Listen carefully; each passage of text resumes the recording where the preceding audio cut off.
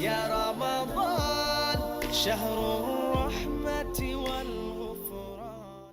Bismillahirrahmanirrahim. Assalamualaikum warahmatullahi wabarakatuh. Alhamdulillah wassalatu wassalamu ala Rasulillah wa ala alihi wa sahbihi wa man walah. Tazkirah akan saya kupas mengenai nuzulul Quran, iaitu penurunan Al-Quran.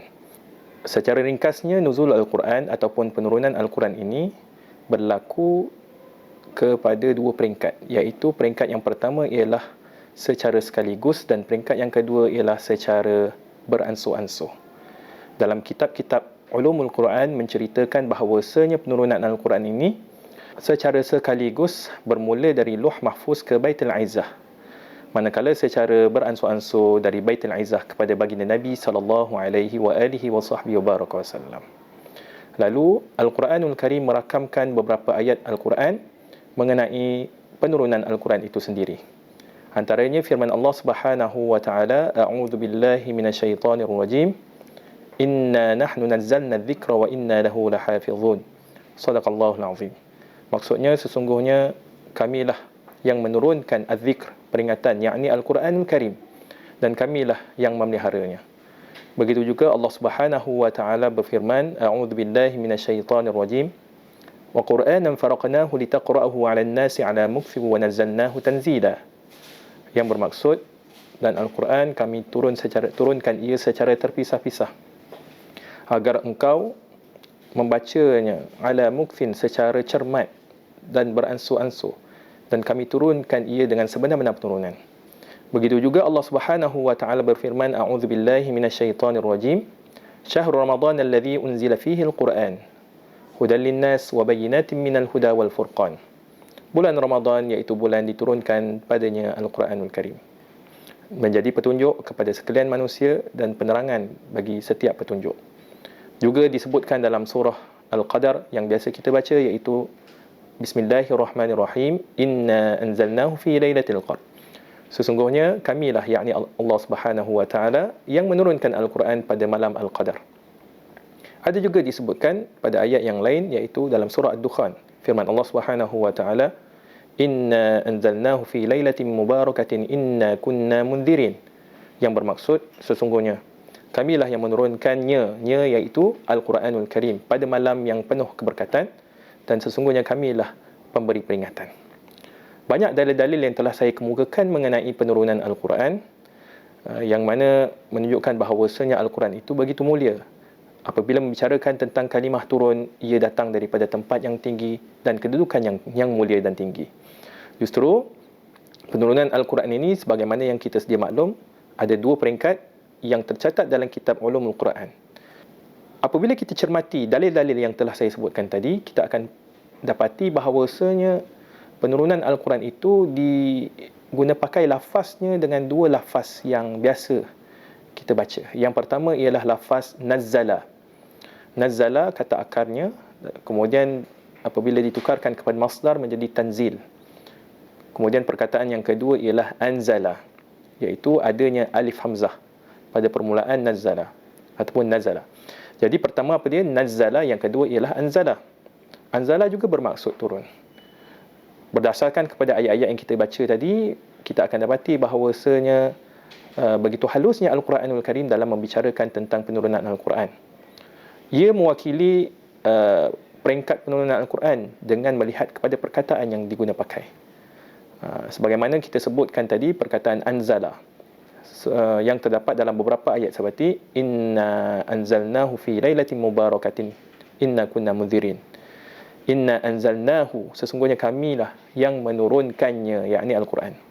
Ada juga disebutkan dalam surah Al-Qadar, Inna anzalnahu fi lailatul qadr.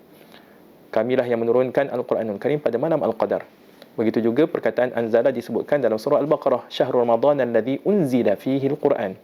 Ada lafaz anzala yang telah ditukar kepada fi'il mabni lil majhul, unzila, iaitu diturunkan. Jadi tiga perkataan anzala, dan ada juga ayat-ayat yang lain yang memuatkan perkataan anzala. Perkataan anzala ini apabila kita cermati, kita dapati bahawasanya penurunan Al-Quran itu merujuk kepada penurunan Al-Quran secara sekaligus. dari Lauh Mahfuz ke Baitul Izzah, walaupun tidak dijelaskan secara terperinci dalam Al-Quran itu sendiri. Tetapi apabila ulama mencermati perbahasan anzala yang dikaitkan dengan Al-Quran, maka kita akan dapati bahawasanya penurunan Al-Quran itu adalah secara sekaligus pada ayat tersebut, pada bulan Ramadan. Sesungguhnya penurunan Al-Quran itu berlaku pada bulan Ramadan secara sekaligus. Itu yang pertama. Dan kita boleh rujuk perkara ini, perbincangan lebih lanjut mengenai perkara ini di dalam kitab Al-Itqan fi Ulumil Quran yang dikarang oleh Imam Suyuti. Begitu juga yang dicatat oleh Imam Az-Zarkashi dalam kitab beliau Al-Burhan fi Ulumil Quran. Satu lagi perkataan, iaitu perkataan nazzala yang mengandungi sabdu ataupun tasydid. Disebutkan dalam Al-Quran yang saya bacakan tadi, wa Qur'anan faraqnahu litaqra'ahu 'alan nasi 'ala mukthi wa nazzalnahu tanzila. Ada perkataan nazzalnahu tanzila. Dan juga ada disebutkan inna nahnu nazzalna dzikra. Nazzalna, dan yang tadi ayat sebelumnya ialah wa nazzalnahu tanzila. Berasaskan kepada kedua-dua ayat ini, kita dapati redaksi ayat ini menyatakan bahawasanya Al-Quran itu diturunkan secara beransur-ansur kepada umat manusia. Diturunkan kepada Nabi dan Nabi sampaikan kepada umat manusia dan ditujukan kepada umat Islam khususnya.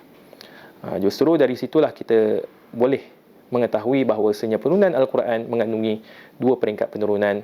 Penurunan yang pertama secara sekaligus dari Lauh Mahfuz ke Baitul Izzah dengan lafaz anzala yang terdapat di dalam Al-Quran. Kemudian peringkat yang kedua diturunkan secara berperingkat ataupun beransur-ansur dengan lafaz nazzala, pun berlaku pada malam Ramadan, iaitu wahyu yang pertama yang diturunkan kepada baginda Nabi sallallahu alaihi wa alihi wasallam.